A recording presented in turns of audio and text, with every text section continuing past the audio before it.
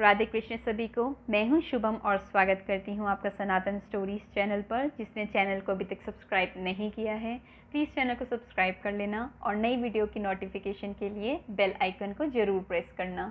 बिना देरी करे बढ़ते हैं आगे। पुरुषोत्तम मास महात्म्य कथा अध्याय 2। सूत जी बोले, राजा परीक्षित के पूछने पर भगवान शुक द्वारा कथित परम पुण्यप्रद श्रीमद् भागवत सुखदेव जी के प्रसाद से सुनकर और अनंतर राजा का मोक्ष भी देखकर अब यहाँ यज्ञ करने को उद्यत ब्राह्मणों को देखने के लिए मैं आया हूँ और यहाँ यज्ञ में दीक्षा लिए हुए ब्राह्मणों का दर्शन कर मैं कृतार्थ हुआ हूँ।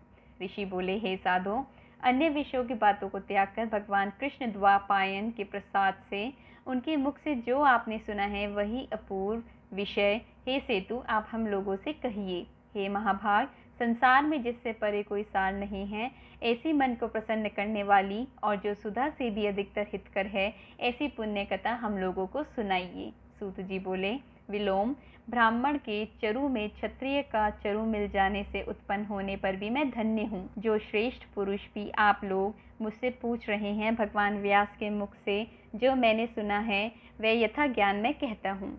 एक समय नारद मुनि नारायण के आश्रम में गए, जो आश्रम बहुत से तपस्वियों, सिद्धों तथा देवताओं से भी युक्त है और बैर, बहेड़ा, आंवला, बेल, आम, अमड़ा, कैथ, जामुन, कदम्बादि और भी अनेक वृक्षों से शोभित है। भगवान विष्णु के चरणों से निकली हुई पवित्र गंगा और अलकनंदा भी जहाँ बह रही है, ऐसे नर नारायण के स्थान में श्री नारद मुनि ने जाकर उन पर ब्रह्म नारायण को, जिनका मन सदा चिंतन में लगा रहता है, जिसके जितेंद्रिय काम, क्रोधादि, क्षोभ, शत्रुओं को जीते हैं, अत्यंत प्रभा जिनके शरीर से चमक रही है, ऐसे देवताओं के भी देव तपस्वी नारायण को साष्टांग दंडवत प्रणाम कर और हाथ जोड़कर नारद उस मुनि व्यापक प्रभु की स्तुति करने लगे।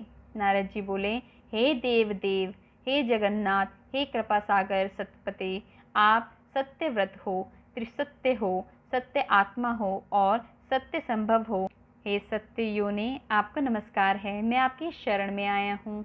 आपका जो तप है वह संपूर्ण प्राणियों की शिक्षा के लिए और मर्यादा की स्थापना के लिए है। यदि आप तपस्या ना करें तो जैसे कलयुग में एक के पाप करने से सारी पृथ्वी डूबती है, वैसे ही एक के पुण्य करने से सारी पृथ्वी तरती है। इसमें तनिक भी संशय नहीं है। पहले सतयुग आदि में जैसे एक पाप करता था तो सभी पापी हो जाते थे, ऐसी स्थिति हटाकर कलयुग में केवल कर्ता ही पापों से लिप्त होता है। यह आपके तप की स्थिति है। हे भगवान, कली में जितने प्राणी हैं सब विषयों में आसक्त हैं। स्त्री पुत्र ग्रह में लगा है, चित्त जिनका ऐसे प्राणियों का हित करने वाला जो हो और मेरा भी थोड़ा कल्याण हो, ऐसा विषय विचार कर केवल आप ही कहने के योग्य हैं। वहीं आपके मुख से सुनने की इच्छा से मैं ब्रह्मलोक से आया हूँ। आप ही उपकार प्रिय विष्णु हैं, ऐसा वेदों में निश्चित है। इसलिए लोकोपकार के लिए कथा का सार इस समय आप सुनाइए, जिसके श्रवण मात्र से निर्भय मोक्ष पद को प्राप्त करते हैं।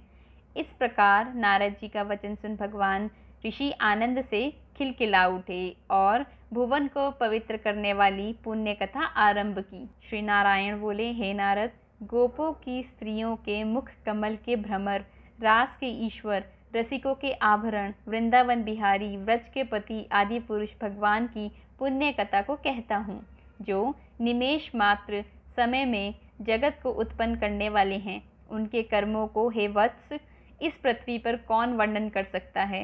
हे नारद मुने, आप भी भगवान के चरित्र का सरस सार जानते हैं और यह भी जानते हैं कि भगव चरित्र वाणी द्वारा नहीं कहा जा सकता, तथापि अद्भुत पुरुषोत्तम महात्म्य आदर से कहते हैं। यह पुरुषोत्तम महात्म्य दरिद्रता और वैधव्य को नाश करने वाला, यश को दाता एवं सत्पुत्र और मोक्ष को देने वाला है, अतः शीघ्र ही इसका प्रयोग करना चाहिए। नारद बोले, हे मुने, पुरुषोत्तम नामक कौन देवता है, उनका महात्म्य क्या है, यह अद्भुत सा प्रतीत होता है, अतः आप मुझसे विस्तार पूर्वक कहिए। सूत जी बोले, श्री नारद का वचन सुन नारायण क्षण मात्र पुरुषोत्तम में अच्छी तरह मन लगाकर बोले। श्री नारायण बोले, पुरुषोत्तम, यह मास का नाम जो पड़ा है वह भी कारण से युक्त है। पुरुषोत्तम मास के स्वामी दया सागर पुरुषोत्तम ही है, इसलिए ऋषिगण इसको पुरुषोत्तम मास कहते हैं। पुरुषोत्तम मास के व्रत करने से भगवान पुरुषोत्तम प्रसन्न होते हैं। नारद जी बोले, चैत्रादि मास जो है वो अपने अपने स्वामी देवताओं से युक्त है, ऐसा मैंने सुना है, परंतु उनके बीच में पुरुषोत्तम नाम का मास नहीं सुना है। पुरुषोत्तम मास कौन है और पुरुषोत्तम मास के स्वामी कृपा के निधि पुरुषोत्तम कैसे हुए? हे कृपानिधि, यह आप मुझसे कहिए। इस मास का स्वरूप विधान के सहित हे प्रभु कहिए। हे सतपते, इस मास में क्या करना, कैसे स्नान करना, क्या दान करना, इस मास का जप पूजा उपवास आदि क्या साधन है, कहिए।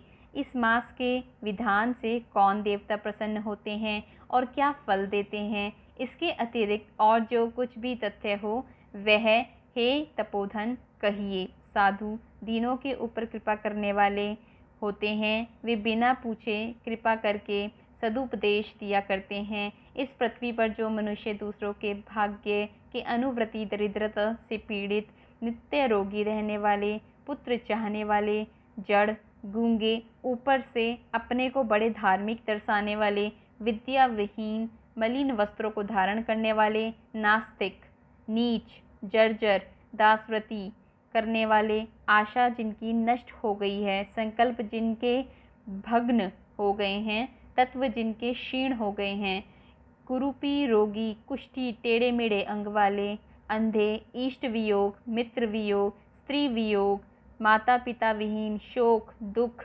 आदि से सूख गए हैं, अंग जिनके अपनी इष्ट वस्तु से रहित उत्पन्न हुआ करते हैं, किसी अनुष्ठान के करने और सुनने से पुनः उत्पन्न ना हो, हे प्रभो ऐसा प्रयोग हमको सुनाइए।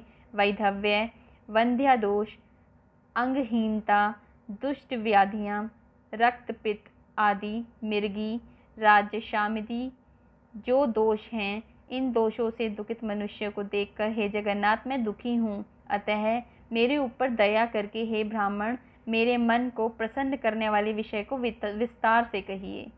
हे प्रभु आप सर्वज्ञ हैं, समस्त तत्वों के आयतन हैं। सूत जी बोले, इस प्रकार नारद के परोपकारी मधुर वचनों को सुनकर देव नारायण चंद्रमा की तरह शांत महामुनि नारद से नए मेघ के समान गंभीर वचन बोले। आशा करती हूँ आपको कथा सुनकर अच्छा लगा होगा। अगर अच्छा लगा हो तो प्लीज़ चैनल को सब्सक्राइब, वीडियो को लाइक, कमेंट एंड शेयर करना मत भूलिएगा। मिलते हैं जल्द ही तीसरे अध्याय के साथ। तब तक के लिए राधे राधे।